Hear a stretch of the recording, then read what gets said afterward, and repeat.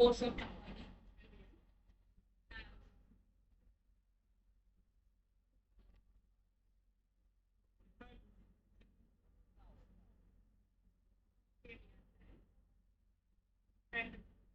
Excellent lineup of speakers ahead of us.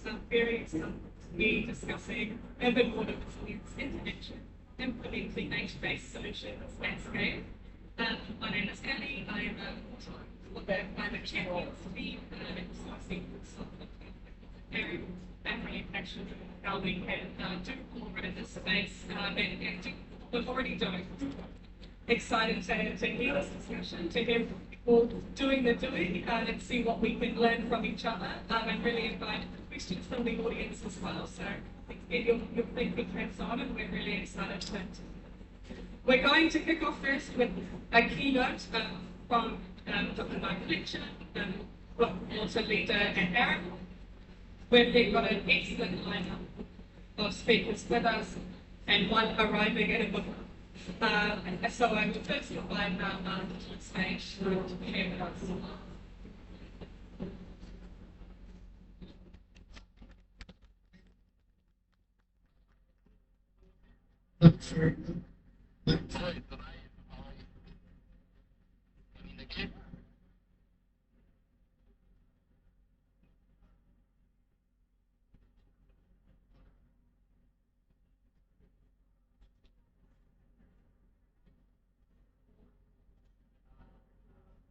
Hey. Okay.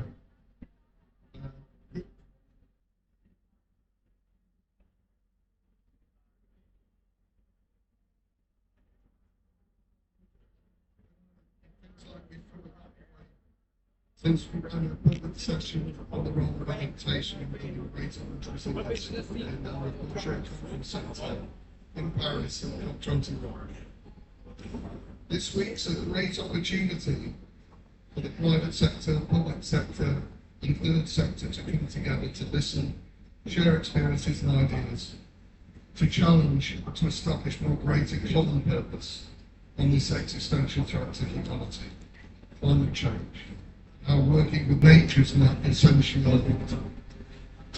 Whilst we talk about the role of nature-based solutions and working in tune with nature as a contributor to building resilience, it's not a silver bullet. It has to be considered as part of our approach, like flood warning, emergency response, physical infrastructure, and community resilience.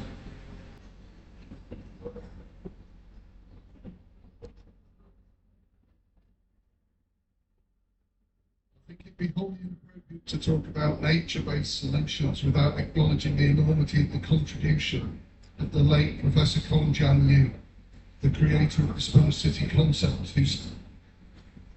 who sadly died in a plane crash in Brazil 6 weeks ago. I was invited by him to present our work practically in May this year on the Sponge City concepts in New York, Singapore, Hong Kong, Melbourne, and Dar es Salaam. And in the UK. These photos are from my visit to Beijing in May this year.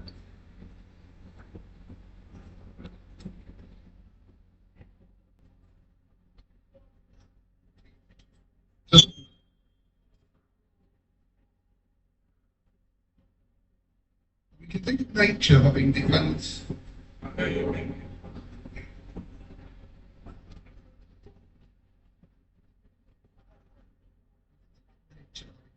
Interdependence with other systems like energy, transport, and food. Okay, next slide. The World Economic Forum's identified global risks in the world, and you can see how these have dependencies and interdependencies. None of those are risks in their own. This concept of dependence and interdependence of systems is really fundamental.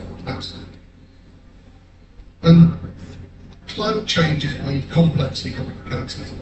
Our natural living water systems being dramatically altered and impacted by our human development, so many places. Other systems like transport, planning, energy and finance all have dependencies and interdependencies with our water system. So systems thinking, our ability to think through systems and systems, is becoming increasingly important. When we get it wrong, we see dramatic consequences, as we recently experienced here in Spain, and in Valencia in particular. The consequences for the people impacted by such extreme events are devastating. So we can become more resilient through a better understanding of these dependencies and interdependencies. And decision-making under increasingly deep uncertainties getting harder from the perspective of each separate system. Thanks. The National Oceanographic and Atmospheric Agency in the USA, NOAA, has done something very simple, very insightful in my view.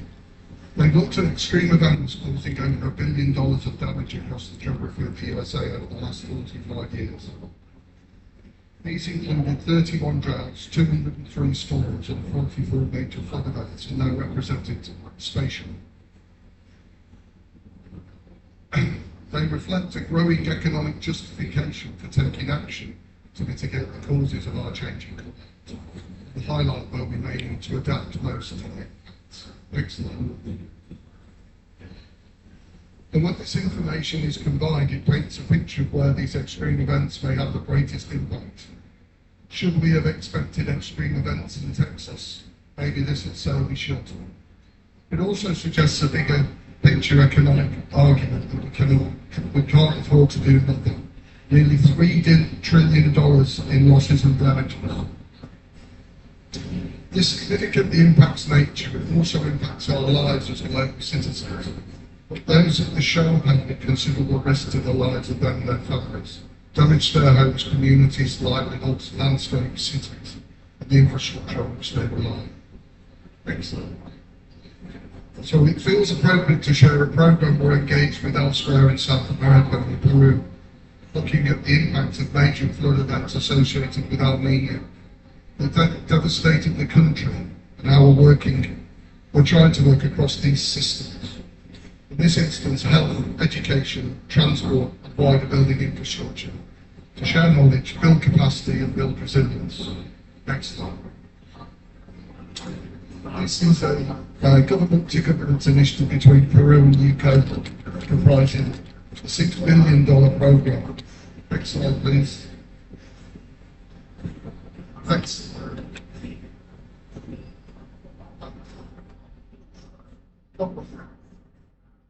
Doesn't matter. You don't.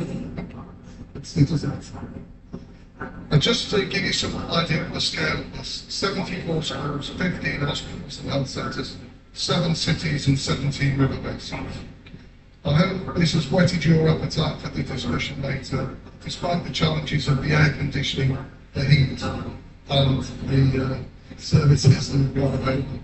So could Ellie, would you like to write on it?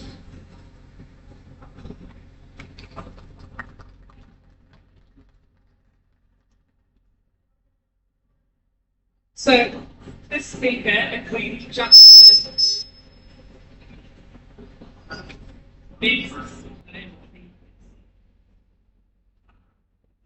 this speaker that we have the pleasure of hearing from will be Dr. Kay Strachers, also the HFC. I'm in coastal management at Bickley. Kay holds a PhD in environmental science, focused on coastal changes associated with climate change along the coastline, and has a special interest in understanding climate change and associated risks should be related to coastal. Okay.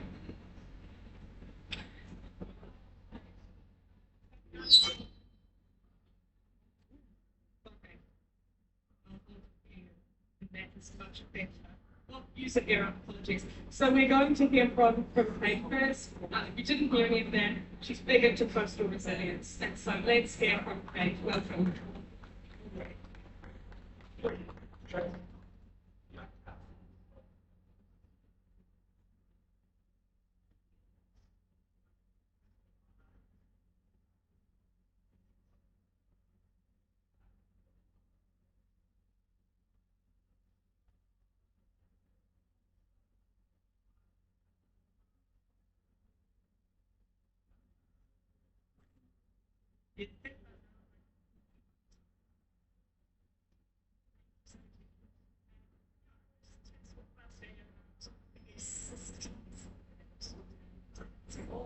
very aware. Cities are the front line of climate crisis and impacts of global warming being felt most acutely through our autumn cycle. With longer, deeper periods now followed by some intense rainfall events, and urban areas rarely face what we often call triple intervention. Too much, too little, and too dirty, and sometimes all of three at once. Floods, droughts, and pollution are really magnifying our vulnerabilities. Many of our communities are experiencing and really disrupt our livelihoods and threatening both the mass and the local economies within our urban centres. Traditional green infrastructure alone cannot keep pace with the speed and scale of resources development centres are experiencing. Nature-based solutions of NBS, as I know, are essential components of balancing natural processes to manage our water, stabilise our ecosystems, and really reduce risk, but at the same time, strong biodiversity, improving health, and creating green jobs. They are not the nice to haves. They are all the decorative features of an urban area, and actually we see nature-based solutions as the infrastructure for the urban rights and its critical aspects really doing protecting communities and sustaining natural systems that make our cities livable. I think we need to think about the category of trees. And in Africa, we use the water as an entry point to building climate resilience because it connects ecosystems and our economies. Our work is guided by three integral alignments: the business, values, nations, and investments. And we really start to recognize the social, ecological, and economic value of water in nature. Water is a human right, but its continual availability depends on the whole ecosystem in our urban areas. We did that. We didn't work to really spread the nations between our cities and our free catchments. Urban water security doesn't mean accessibility. And we get the rivers are Editei pra ficar tudo igual as cores, né? Estavam. Tá, tá gravando. Mas igual. Degraded. Cities downstream really do pay the price. So finding a really city the right kinds of investments, those actually lives more resilient insurance solutions that deliver possible benefits.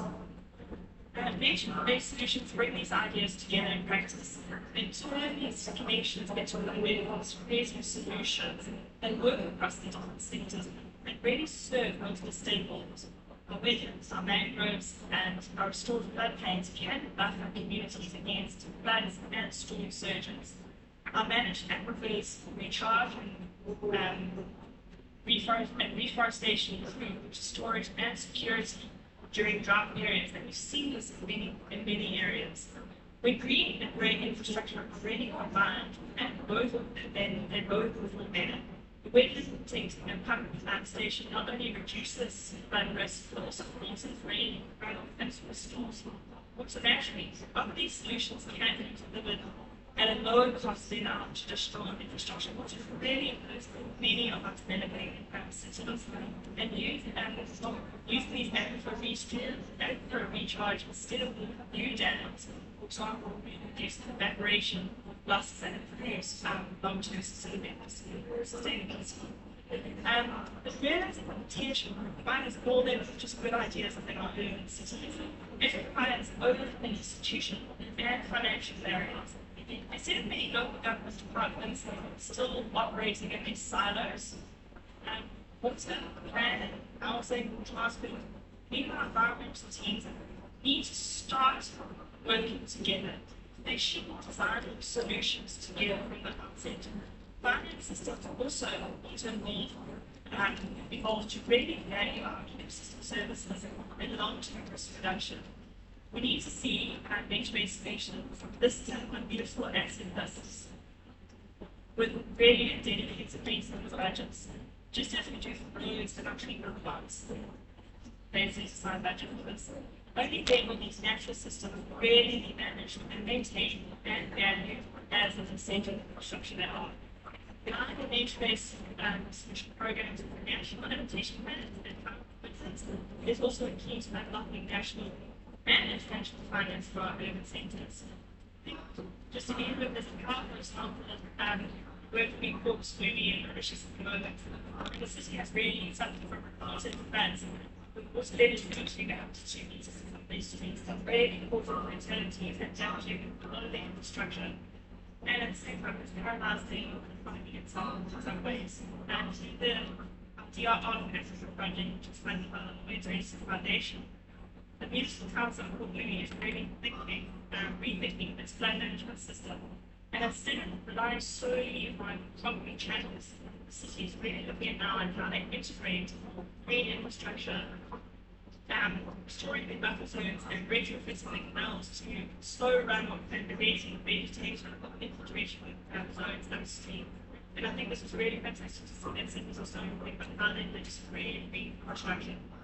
And hopefully these measures will reduce the flood so that plants bring groundwater recharge and protect the infrastructure. It's not just about flood control, but it's about thermal transformation and resilience in the city. So nature-based solutions are among the most practical and most powerful tools we have to respond to the climate change. They reduce disaster risk and they restore our ecosystems and build a public economy. But the success of it depends on how we plan at our city level and how we manage finance. And if we treat nature as an infrastructure that sustains life, investing in it, maintaining it, and integrating it at every stage of planning, can create cities that are safer, greener, and more resilient. Investing in nature really is not only investing in resilience, but investing in the future like for our cities.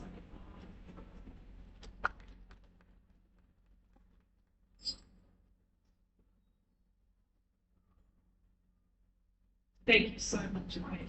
That was really insightful, and I realizing potential replies next up, we're going to have Dr.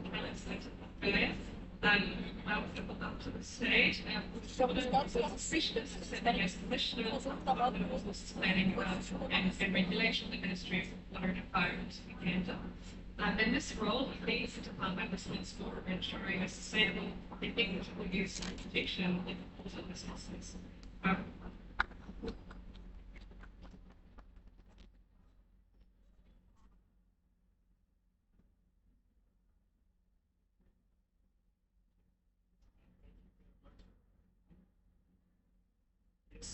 The work of government in Uganda, and we are trying to rationalize the concept of nature-based solutions.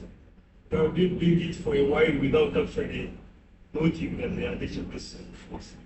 So in Uganda, we have given a lot of attention to ecosystem restoration. At the strategic level, we have mainstream nature-based solutions within our national water, environment, climate change, and environment plans. Right now, Uganda is implementing the national environment plan every 5 years. And nature-based solutions are being implemented there, but they are not all solutions. We call them ecosystem restoration. And as part of that, we are linking conservation and restoration directly with water security, livelihood, and climate resilience. Whatever we do, we always want to make sure that people benefit from the ecosystem that has been restored, and many areas we have created what we call water and environment cooperatives so that people can look at these ecosystems as a way of improving livelihoods and incomes. At the institutional level, we have the Ministry of Water and Environment, which is responsible for issues of water, environment, and climate change, and we have created institutions. We have also realized water doesn't follow administrative boundaries, but cuts across local governments, cuts across country boundaries. So we have divided the country into 4 major basins, all them water management. And within there we have small units called catchments or water tanks.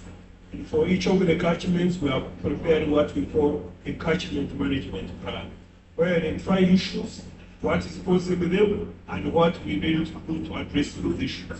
And in many of these areas, it's the communities who are driving that agenda, as government will come in to facilitate their work. So our plans that have been developed by the communities, by the stakeholders, the private sector, civil society, religious institution, academia, and these plans are guiding action. And we find that ecosystem restoration is the key. And catchment management plans have been adopted as the legal requirement. Anybody work in the country has to base the investment in the catchment management plan. But we focus on results. We want to make sure that people see the benefits. At the end of the day, a hungry person cannot concern. So we want people to see the benefits of the restoration. We restore wetlands, riverbanks, and critical waterheads, where we are reducing flooding, and we want people to see the flood incidence is reducing, the impact of flooding reducing. Also, the water in rivers, the dry season, normally the rivers have the best flow limited, and also the quality deteriorated. So we want people to see the benefits of what they have been. So at the catchment level, nature-based actually being promoted in practice. So our teams are working with the communities to restore wetlands and protect buffer zones, store the water. We are also constructing soil and water conservation measures on the hill, because whatever happens, the rural areas starts from the hill areas, and we are using a landscape approach so that we address issues where they are, so that by the time, for example, the water reaches the city, then the flood event has already been attenuated. But also we are implementing a core community management approach, and the people are the ones who suffer these challenges. They are the ones who are destroying the ecosystem. They should be at the heart of addressing the issue. And urban areas, as it has already mentioned, are particularly vulnerable, because in urban areas we have a lot of storm water being generated from empty surfaces, a lot of green cover has been destroyed, a lot of sanitation. So we are particularly working in urban areas to ensure that we improve the green cover and also ensure that we reduce flood damage. But we are also having flagship restoration programs. At the end of the day, we are taking action. We are working with a number of partners, World Bank, we are working with the NDP, Green Climate Fund, Adaptation Fund, many NGOs, IUC, the WWF Fund, and others, to ensure that we have deliberate programs that actually restore the ecosystems, so that we can improve people's livelihoods while restoring the ecosystems, but also employing an integrated planning approach. We are bringing all the stakeholders together to develop the plan, and the stakeholders elect themselves into a committee for each catchment to have a catchment management organization, where the stakeholders and the drivers sit and they are the ones leading the process. But at the government level, we are guiding them with the data, information, and monitoring, and also taking action to ensure that whatever is done is actually following government policy. But our water resources and indeed our catchments cut across borders. We're also working at the transboundary level. We are formed within the Nile Basin, shared by 11 countries, and Uganda is at the heart of the Nile Basin. So we are working with other countries to implement programs across borders, but we're also integrating climate policy into our national development plans, but also the NBS.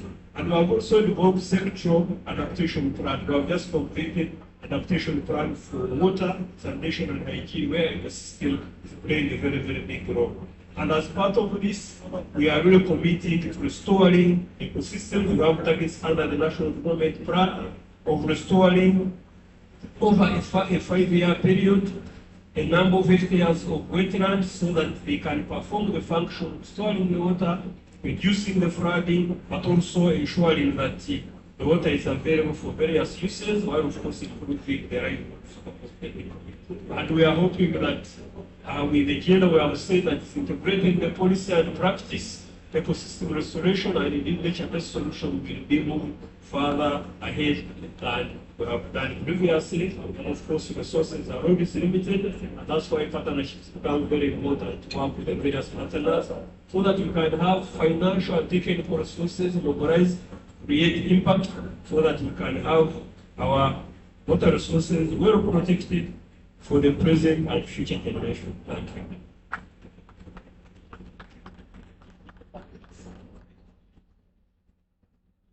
you so much. Really fascinating there, I think, some similarities on thinking about the benefits of what this sort of different infrastructure can provide. Right, we now have again the pleasure of hearing from James. Welcome. So James is the Strategy and Advocacy Lead for Nature for Climate, based in London with a strong background in environmental policy, stakeholder engagement. James plays a vital role in advancing nature-based solutions. Welcome. Thank you very much. That's not it. It's offline. Okay. Oh, I see. Got a master the COP30 mics now. There's nothing like having your speaking notes when I'm a fan. So I'm actually, if anyone wants a fan, head to the Nature and Climate the system of this over there. And also have speaking notes with the map here. So I'm taking most people in this room work on nature-based solutions in some way. So I'm not going to give you a big discussion about what nature-based solutions are, but more of a situation report where we're at and where we see the strategy going in terms of community. So for the last few years, going back to the 2019 Climate Action Summit, there's been lots of debate over what we call nature-based solutions, what's the pathway, what's the definition, and we've been debating that. And we've on the whole very successful because people are now talking about nature-based solutions. But that's missing the point of the real question. Nature-based solutions should be seen as the verb of that. It's about what we're doing and how we're doing that together and how we're working. And the way that indigenous communities and local communities have been working with nature, often because they haven't had the resources, that's their traditional cultural way, has been nature-based solutions for many, many thousands of years. So that's not the first grounding, because it is not something new. It's just a means to get official negotiations and recognise the important things within them. But accepting that, where we've got to now, is this really important shift away from fixating on NPCs to try and get nature-based solutions to different pathways mentioned as many times as possible, which was one of my goal to go and lobby governments to get influential nature-based solutions and then go accountable and then great that we can present to you as those slides in some way this week.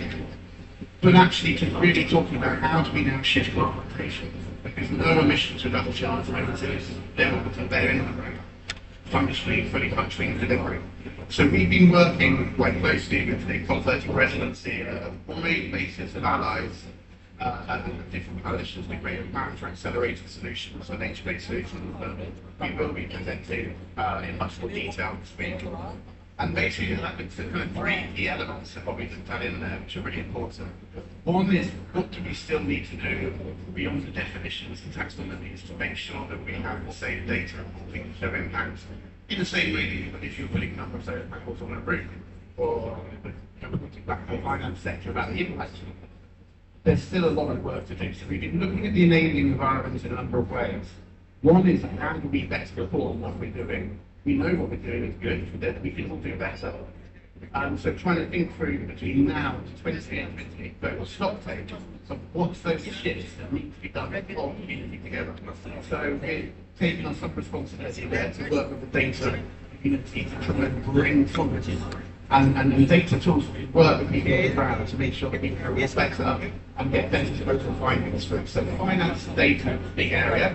It's very geeky, there's a lot of acronyms. I'm happy to talk at length for people, but I'm not going to talk about that today because that will draw our sessions. So the really key area that we tend to look at as well, the next big area of looking at that is actually what are the tools of leadership and who are the people that should be leading. And I think overall, the work with ambition is very important. Lots of groups that nature-based solutions is very innovative. Now is the point we need to come together and make much bigger. We need to look at a landscape scale, jurisdictional scale, bring regional governments right into the heart of the conversation, and some of that's probably the most effective people delivering, and build those relationships with communities and other important stakeholders to not just deliver nature-based solutions like mitigation or adaptation or strategic watch, but to look at that jurisdictional place and go, what can this place do? How can we maximise the number of benefits in this place and bring that expertise together? So we know that some of the groups working on sanitation or water are very good at what they do. They're not as good at the biodiversity game. And it's having that honest conversation about how you bring those different thoughts together in places and have those conversations around that. So that's first, it's the community building. It's probably the most important bit. It's about NBS, turning it back into a verb and saying, how do we do this together? Who needs to be part of this conversation? And then how do we build those big projects? The next part of that is the investment. It's putting good project management around that and bringing in those investors to deliver that scale. And when we're talking of scale, we know we've been speaking towards 500 million hectare projects that can deliver. Now that's serious project management. It's helping navigate international finance, understand that scale. That doesn't mean we can't work small-scale farmers together. That's where regional government comes in. So how do we bring the community together and aggregate that locally to scale the financing to bring it through? And in some cases, it's not about carbon markets. It's about simply how do we get microfinancing to both agroforestry to small-scale farmers. So shifting local banking sector to understand that investing in putting trees back into pasture, taking land out of production, and how nature-based solutions can deliver much better benefits. So working with, for example, in Uganda, the local banking sector to shift microfinance so that everyone's going to be involved in the way to deliver it. Thinking about those tools that local government recognise that the movement of forest is probably a private land ownership, can bring those credits, maybe carbon credits, maybe land restoration credits, different versions. So you can unlock private financing by ownership to restore the forests, that can reduce the fire risk, that can increase the water retention ability. So it's how to reach each of those actors. What are the levers that we do? Now we're not expecting everyone to create those on their own. So it's thinking, what are those coalitions at scale that aren't just designed around big logos? I have my own coalition of someone for honesty coming to these summits in a sense of ambition. But what are the technical coalitions that bring actors together to unlock those stakeholders and then can scale that and provide knowledge skills to help people do that? So knowledge goes hand in hand with community. The third area that is communication, it's storytelling. It's very easy to take a approach. We've seen the last few years through project development.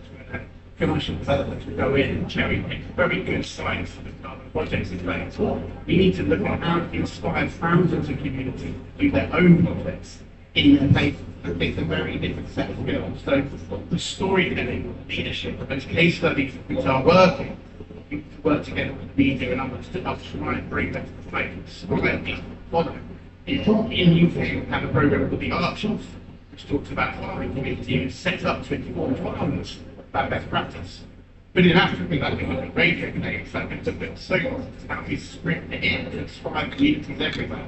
So there's a whole point about civil society and the communications in country, these summits, to inspire people to see nature as an ally, to work with nature. So these are some of the pillars, and the PAS have got them in there, but we would love to build new innovative partnerships over the next 3 or 4 years, the next time to Stockton, to look at how do we really unlock the solution behind nature-based solutions. Which of the countries, regional governments that want to lead on this, so that others can follow, and how to get the philanthropy to support the multi-stakeholder partnerships that become lighthouse beacons. Others can do. So that's the strategy very much for the next 3 or 4 years. As we go to the local Stockton, we're very much at using this part of the election. Look at how the plan for accelerated solutions and moves into this implementation agenda. And new times we do members. We're not saying we have all the answers, but what we are saying now for the global coalition, or saying has this discussion, but to then articulate as well to collaborate with the finance, what's the implementation of financing needs to unlock those into the market. So I'm very much here and listening those where I've spoken enough now, but just saying that nature and climate is looking at the new skills that we need. I'm very much moving nature-based solutions out from being a noun into being a verb. And it's not just something we do individually, but it's something we can do together and make sure we do it with as much benefits as possible. So thank you. Wonderful. How are we feeling in the warmth? We okay? We might do one round of questions, because it would be great to unpack a couple of things there. But we might not do too many, because I think we want to get into a cooler area. So what I might do is invite our speakers. Yes.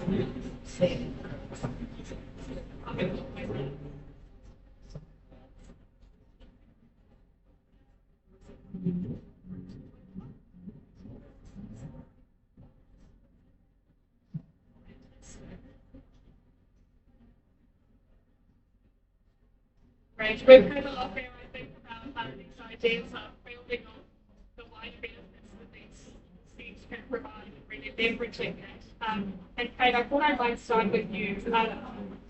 Sometimes we might want to leverage that, but there might be competing priorities going on with development. So how are you finding integrating coastal ecosystem restoration into urban planning without compromising the priority? Or shall I actually reframe? So I don't think it's about compromising. I think how do you make the most of it and really tell that story in a bank specific. So then I think it's really important that we first look at how we integrate risk reduction and risk restoration into our planning. It's around not seeing these as competing goals, but rather as approaches for sustainable development. It's looking at how we improve the restoration of mangroves and our restoration of our wetlands into our planning approaches and ensuring that development is directed towards safer areas if we're looking at future development.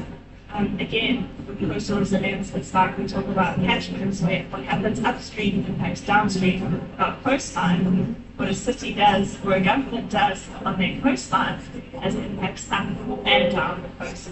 So when we're even looking at restoration and nature-based solutions, we still have to be conscious of what we do has knock-on effects up and down our coastline. So it's really about being that, looking at how we work with our neighboring countries or our neighboring municipalities. So it's again, it's something beyond our jurisdiction. Because when we happen to do with your jurisdiction, doesn't stay in your jurisdiction. It really happens outside. And I guess ultimately, it's again looking at those co-benefits. So ensuring that it still can sustain livelihoods and still is creating jobs, that they're not just taking away from our communities every measure, looking at how they can sustain livelihoods and what they've got. And I guess I think ultimately, development isn't about taking away, but it's really looking at how we can make things more sustainable, safer, and more inclusive. É só chegando falando, ninguém Kevin, so I might go to you next. And I know that Uganda is part of the Freshwater Challenge, so the basic global initiative to restore 300,000 kilometers of rivers. So I wondered in this idea of that what you do isn't limited to where you are and sharing lessons. What can you learn from professional journalists and what can they learn from you? I think so this will lead us as we mentioned. Nature-based solution is not easy.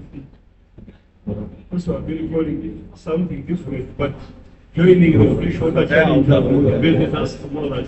What we are working on at the country level is a global issue, a global concern, but there is a lot being done that we can learn from. For example, experience sharing, building capacity, but also feeding the benefits. So for us, we are bringing experiences from the ground to see how nature-based solutions and this difference in terms of improving resilience, improving water security, improving people's incomes, and creating work. So as we share within the freshwater challenge, we are bringing those experiences on the ground. How can we make it work on the ground? But as we interface with the other, we are also trying to see how can we improve it. As I've been mentioned, we have to ensure that we send the message across those who don't work in our space. Then the time we post people, I work on the water. I also work on the ecosystem. People want to see a tap with water flowing. If we talk about an ecosystem restoration program, people will think you are wasting money. But on a positive note, within Uganda, we have been able to progress our Ministry of Finance. Now, ecosystems right now are considered as assets. Within, again, you have talked about it, Ken. Within our accounting system, they are considered as assets. And again, for us, it's an opportunity now to advance the implementation of ecosystem programs, but also consider the green and green infrastructure together as complementary rather than looking at them as different. Wonderful. Thank you for that. That's right. And then James, one final one for you. And I think I might make it a bit lighter. So for us, it's more technical people, and you spoke about communicating and storytelling and the importance of engaging with media. What would be your advice to us when we're thinking about transforming our technical knowledge or stories? Would you have any tips for us as we approach to share them to the wider audience? I think you have the example yourself, the digital bit. I think the truth is to make sure those other examples of people have real needs. People have needs for sanitation, the tap to give them fresh water. These are real basic everyday needs people want to build, and that drives politics. Politicians get elected and unelected based on delivering those people's needs.